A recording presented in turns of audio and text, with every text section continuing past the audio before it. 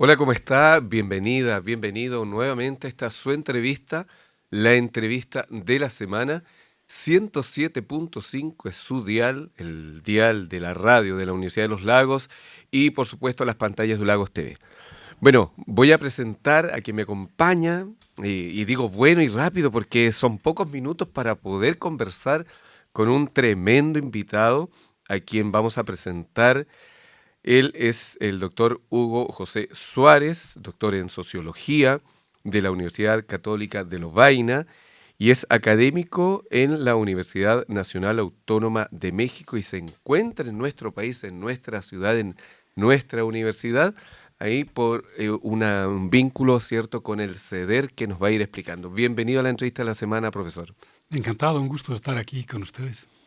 Gracias por estar acá con nosotros y poder compartir con toda la comunidad, con toda la ciudadanía, ¿cierto? Estas conversaciones, entrevistas, profesor, que tienen como línea editorial poder llevar, facilitar el conocimiento a través de un micrófono hacia toda la comunidad.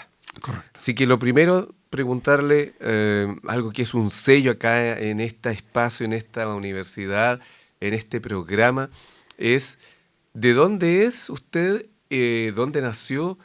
Pero también cómo se acerca al mundo del conocimiento, por Ujú. qué le gustó estudiar. Hombre, mira, yo tengo una trayectoria bastante de distintos lugares. Yo nací en España, pero eso es un detalle porque en realidad antes de cumplir el primer año me fui a Bolivia, de donde es mi familia de origen, aquí vecinos.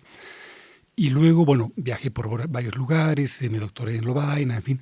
Y hace ya como 25 años que hice una última migración y me convertí en mexicano. Entonces ahora ya soy boliviano, mexicano, o sea, tengo la nacionalidad mexicana también, y vivo en la Ciudad de México y trabajo en la Universidad Nacional Autónoma de México hace ya 20 años. Respecto de el acercamiento hacia el conocimiento, digamos, son distintas rutas, pero un poco desde más o menos chico empecé, bueno, mi padre era sociólogo, entonces por ahí hubo una primera, pero empecé a querer observar y entender un poco qué estaba pasando a mi alrededor, ¿no? Entonces a partir de eso empecé a afinar un poco las cuestiones de la observación y una inquietud por entender lo que estaba pasando en mi primera esquina, en cualquier lugar en el cual estaba viviendo, ¿no? Y eso me fue llevando poco a poco hacia la sociología.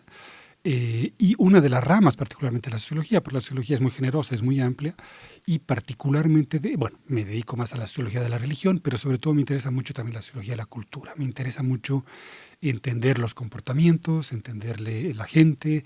Me encanta estar en cualquier espacio donde la vida social fluya, o sea, donde sea, y en cada uno de esos espacios tratar de desarrollar una capacidad de observación y tratar de explicar las cuestiones que pueden parecer muy simples, pero que siempre, y eso nos enseña la sociología, van detrás de problemas mucho más complejos.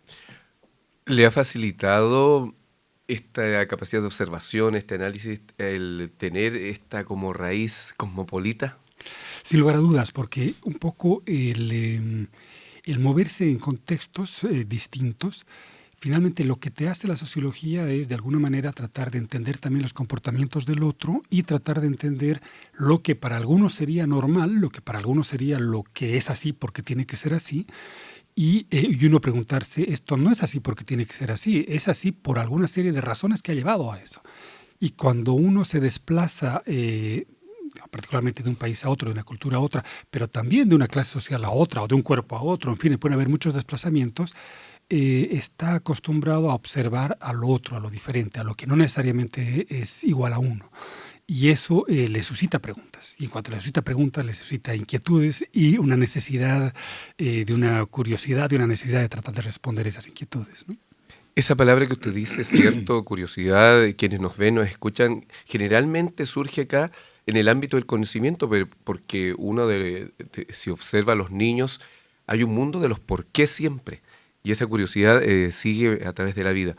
Ahora, para explicarle muy bien a toda la comunidad, en este mundo, por ejemplo, actual, concreto, de exitismo, consumismo, individualismo, todos los ismos, ¿cómo actúa ahí la sociología?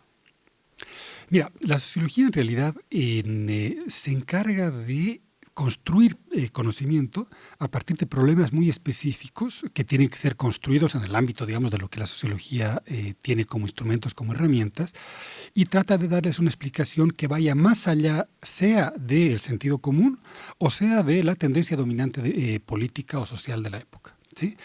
Y eso es como que capital, ¿no? Porque de pronto la sociedad, los grupos políticos por determinados intereses, los grupos económicos por intereses y tal, pueden empezar a dar respuestas a determinados problemas sin tener necesariamente bases y herramientas. E incluso, digamos, si tienen la fuerza política, pueden imponer una respuesta a algo, a algún problema que en realidad es falso, ¿no? Podemos ir muy lejos en esto, es decir, qué sé yo, la Tierra da vueltas, el Sol da vueltas alrededor de la Tierra, y cuando en realidad no es así, es exactamente al revés, digamos. Exactamente ese tipo de explicaciones, y qué sé yo, en el COVID, por ejemplo, hemos visto precisamente ese tipo de explicaciones que por fuerzas políticas o por no, se daban explicaciones muy rápidas a problemas que eran mucho más complejos. Entonces, lo que en realidad tiene que hacer la sociología es, en este mundo tan complejo, con distintas aristas, construir pequeños problemas y darles una respuesta con base en metodología, en teoría, en investigación, que permita a la sociedad tener un conocimiento más fino de dónde estamos parados, ¿no? Mire, le voy a hacer una pregunta que se me ocurrió en este momento, ¿sí? Viendo toda su visión global, ¿cierto? Y que nos está escuchando y viendo, yo creo que también se está llenando de esta capacidad de análisis. Dentro de este análisis crítico que tiene el sociólogo, porque al final no es un espectador que pasa las cosas por él, sino que las analiza, ¿cierto? ¿Ustedes son queridos por los gobiernos de turno? Mira, en principio, uno de los grandes sociólogos, Bourdieu, decía, la sociología es una ciencia incómoda y que tiene que incomodar, ¿sí? En principio, si partimos un poco del hecho de que el mundo político tiene que presentar una narrativa, cualquier mundo político, una narrativa con relativos grados de coherencia, el sociólogo tiene que ponerse la pregunta de qué está detrás de esa narrativa relativamente coherente. Y por lo tanto tiene que develar lo que se está ocultando a la narrativa de coherencia. Y esto para cualquier discurso ideológico, se puede ser de derecha, de izquierda, Sí. de cualquier orientación. De esa construcción de la realidad. Exactamente. Entonces, en el momento en el que el sociólogo pone una pregunta, la sociología está para poner preguntas incómodas, sobre todo, ¿no? Ese es su... O sea, no, aquí le puedo poner cualquier pregunta a usted. Venga, para aquí ahí vamos a ver cómo... No. Pero... Y de hecho, porque han habido sociólogos importantes, empecemos por Fernando Henrique Cardoso, por ejemplo, que pasa de ser sociólogo a ser presidente. O sea, en el momento en el que, de Brasil, por supuesto, Sí. en el momento en el que el sociólogo hace un tránsito de la propia sociología, de las reglas de la propia disciplina, hacia, por ejemplo, el campo político o, por ejemplo, el campo mediático, tiene que dejar finalmente la sociología más o menos guardada y decir con toda claridad que está hablando en ese momento como político o como comunicador o como lo que sea, pero no como... Porque si no, termina instrumentalizando a la sociología y, por lo tanto, se convierte en un dogma. Y nada más terrible para un sociólogo que convertirse en un dogma, ¿no? Excelente. Mire, voy a llevarlo al plano, profesor, de su estadía acá en la universidad, en el CEDER. Sé que hay alguien muy cercano a usted, el profesor Mario Sandoval, a quien saludamos, que está aquí en los estudios. No está ahí en cámara, pero está aquí. ¿Cuál es el objetivo de su participación acá en la universidad para que nos cuente ya igual y con el CEDER? Sí, excelente. Yo encantado aquí de estar invitado a la Universidad de los Lagos y con mi colega y amigo Mario Sandoval. Que estudiaron en el CEDER, juntos que también. estudiamos juntos, nos conocimos en Lovaina cuando éramos los dos doctorantes hace muchísimo tiempo haciendo una tesis. Mire, en este precisamente proceso de conocer, de encontrar, digamos, determinados conocimientos, nunca es solitario. Es un trabajo básicamente colectivo. O sea, no existe el sociólogo solitario. El sociólogo tiene que actuar e interactuar con los otros porque precisamente es una disciplina de la discusión. Y en ese sentido, de lo que se trata es de construir lazos institucionales que permitan que determinados colegas, determinadas investigaciones, determinadas publicaciones puedan estrechar lazos, puedan discutir, puedan formar conjuntamente, puedan publicar, puedan hacer seminarios. Y en ese sentido es que estoy aquí invitado, encantadísimo de estar aquí con ustedes. Se trata de vincular la Universidad Nacional Autónoma de México con la Universidad de los Lagos. Tratamos de buscar a ver qué mecanismos tenemos para poder caminar juntos, porque finalmente nada sale bien si no es en discusión y si no es en colectividad. Entonces, precisamente de eso se trata, de que armemos algunos lazos, de que construyamos algunos puentes y que podamos dejar fluir conocimientos, ideas, intercambios que sean beneficiosos para ambas sociedades y para ambas comunidades universitarias. O sea, una alianza estratégica. Correcto. Ya, muy bien. Ahora, esto podrá incidir, si bien acá la Universidad de los Lagos no tiene la carrera de sociología, pero podrá incidir en pasantías, vínculos, me imagino. Por supuesto, porque finalmente la sociología es una disciplina que en algunos lugares de plano está desapareciendo la idea propiamente, digamos, de la palabra y se dice de las ciencias sociales. Entonces es una de las disciplinas muy nobles en ese sentido porque puede dialogar con todas. Es un poco como la literatura. Se dice que los colegas que hacen literatura no está peleado con nadie. Es un doctor puede hacer literatura, un veterinario puede hacer literatura, en fin. Con la sociología no es exactamente lo mismo, pero sí la sociología como tal tiene la nobleza de poderse meter a cualquier lugar de la vida social y por lo tanto tiene la nobleza de poder establecer diálogos con todas las disciplinas sociales y no sociales. Cada vez más estamos más necesitados, por ejemplo, de hablar del enfoque social de COVID, para volver a un tema médico, que es estrictamente, digamos, de laboratorio, en fin, que tenía. Pero si no se hablaba de ese tema desde un enfoque sociológico, pues no se entendía, porque no es un problema de un virus solamente, es un problema de la percepción del virus. Y eso para hablar, digamos, del campo médico que tiene. Entonces, aquí encantadísimos de establecer diálogos y encuentros pues con todas las disciplinas que están fortalecidas aquí en la Universidad de los Lagos. Bueno, y aprovechando, mire la palabra, aprovechando que usted está aquí, no puedo dejar de preguntarle desde su perspectiva profesional, ¿cómo ve la situación en México? Y se lo pregunto porque en general hay como una percepción, y personalmente, en términos personales, ya no como comunicador, no como periodista, de que México es una caja de sorpresas, tiene una cultura riquísima, hay grandes manifestaciones culturales en general. Solo para nombrarle ciertos personajes, ahora que está de moda una serie de Chespirito, por decirlo así, que dicen que él en su vecindad refleja la sociedad. Pero por otro lado está todo este tema de muertes, de desapariciones, de carteles, de narcotráfico. ¿Cómo es la sociedad mexicana en este momento? ¿Cómo la visualiza usted?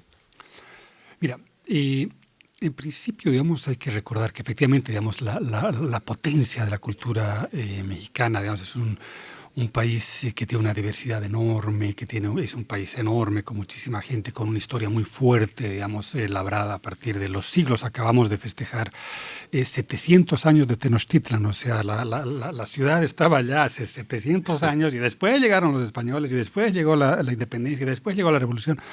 Y es una historia acumulada que tiene que ver con pueblos indígenas, con migraciones, con intercambios y con una diversidad fundamental, ¿no? Un país que tiene desde la frontera sur hasta la frontera norte, con experiencias, digamos, muy distintas y con grupos culturalmente muy sólidos en todo sentido, ¿no? Desde la literatura hasta la comida, hasta los paisajes, hasta la historia, en fin, con una academia sólida.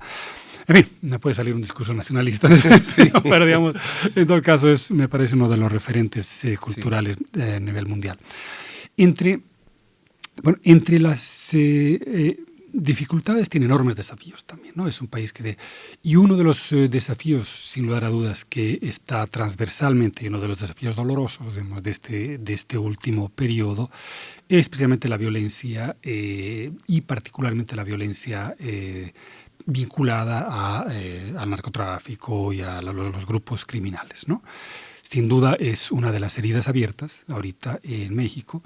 y que es el desafío más importante que igual atraviesa distintos partidos, distintas agrupaciones, orientaciones, y que solamente hay una salida en la medida en que se reconstruya un tejido social más sólido, un Estado con más presencia, la promoción de redes de solidaridad, en fin, y que permita de alguna manera salir de esa lógica de violencia que está sin duda siendo uno de los temas más dolorosos de los últimos tiempos en México, ¿no?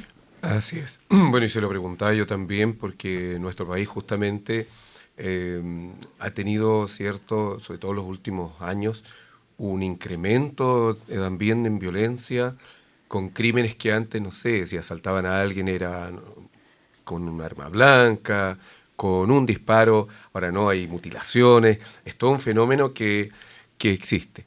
Ahora, igualmente me gustaría que usted nos pudiera dar su visión como estudioso de la realidad de los temas, de este personaje que está incidiendo en todo el mundo, que lo han llamado hasta comillas el matón, que promueve a través de una presión económica un trasfondo militar, en fin, podríamos decir tantas cosas. ¿Cómo visualiza usted el mundo con Donald Trump en el sentido de sus repercusiones?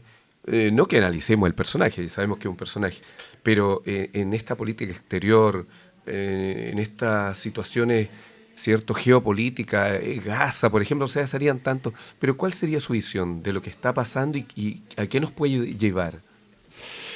Pues es terrible, ¿verdad? Yo creo que es terrible que la humanidad haya llegado a un punto en el que tengamos a un personaje de esa magnitud, de ese calibre, gobernando el país más poderoso del planeta. Y es muy complejo porque precisamente ha empezado a cambiar algunos paradigmas en distintos ámbitos, ¿no? En términos de la economía, por ejemplo, ha empezado el tema de los aranceles, de cerrar la economía, lo que ha significado una transformación en el modelo norteamericano de relación de la economía con el mundo, que finalmente tenía que ver más bien con la liberalización y con la posibilidad de intercambio desde un control norteamericano hacia una lógica de cerrar, digamos, las fronteras y poner aranceles por todo lado. Eso ha desequilibrado, digamos, por todo lado. Pero a la vez, de pronto, volver con algunas ideas, algunos valores que son muy delicados de volver a ponerlos sobre la mesa. O sea, los sociólogos tenemos claro que las ideas son más poderosas que un arma nuclear, ¿no? Entonces, poner una idea de que de pronto determinado puede haber superioridad de un grupo sobre otro, en fin, sembrar alguna idea y que venga eso desde una autoridad tan poderosa, es algo que puede tener repercusiones no solamente en el ámbito global, de decir, mando a los marines a tal o cual situación, sino en el ámbito concreto de cómo la gente va a digerir todo eso y qué va a significar eso en el momento en el que una persona va al súper, a la vuelta de la esquina, y que ahí se encuentra con alguien que tiene una idea muy particular y eso golpea al tejido social, ¿no? Sin duda, además que pensemos solamente en el reflejo de que él, comillas, se sale siempre con la suya, porque ha tenido acusaciones múltiples y al final no pasa nada. Correcto. Bueno, hemos llegado, nos pilló el tiempo, pero la verdad podríamos conversar con el profesor un día entero. Personalmente me he sentido pero muy, muy interesado, ávido de conocimiento al estar aquí compartiendo. Si queremos agradecer entonces al profesor Hugo José Suárez, académico de la Universidad Nacional Autónoma de México, doctor en Sociología de la Universidad Católica de Lovaina, por estar acá en el marco, ¿cierto?, de su vínculo, de su alianza estratégica con el CEDER, traído por acá el profesor Mario Sandoval. Así que gracias por estar acá en la entrevista de la semana. Encantado. Bueno, y usted, esperamos que se haya imbuido ahí del conocimiento, ¿cierto? Qué relevante una conversación cuando, además de estar en lo que significa el ámbito académico de un profesional, podemos tener la visión cosmopolita, como decíamos, tanto por su situación personal, pero por este ámbito de una profesión maravillosa como es la sociología. Así que los grandes temas, como siempre lo decimos, a través de los grandes protagonistas, la entrevista de la semana. 107.5, su radio y, por supuesto, acá las pantallas de Lagos TV. Que esté muy bien. Chao, chao. Muchas gracias, profesor. Gracias, encantado. Hasta luego.